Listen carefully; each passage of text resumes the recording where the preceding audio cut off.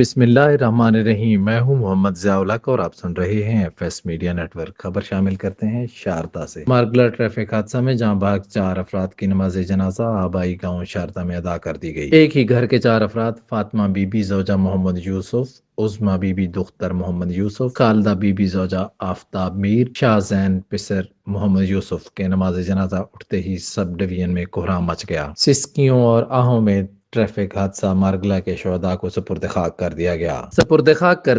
ہر آنکھ اشک بار رہی۔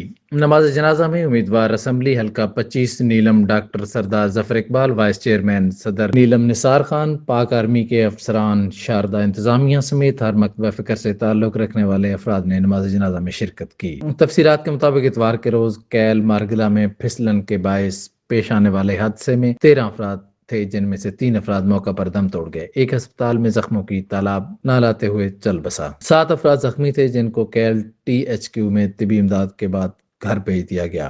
ان میں 2 افراد زیادہ زخمی، ان کو CMH مظفر آباد ریفر کر دیا۔ فوت ہونے والوں کو ہزاروں سسکیوں میں دفن کر دیا۔ صدر مسلم لیگ نون آزاد کشمیر، ممبر اسمبلی شاہ غلام قادر، وزیر اطلاعات آزاد کشمیر مولانا پیر محمد مظہر سعید شاہ نے حادثے پر اظہار افسوس کرتے ہوئے شہداء کے درجات کی بلندی اور لواحقین کے صبر و جمیل کی دعا کی۔ سبسکرائب کیجیے FS میڈیا نیٹ ورک اور دیکھتے رہیے تازہ ترین تبصرے اور خبریں۔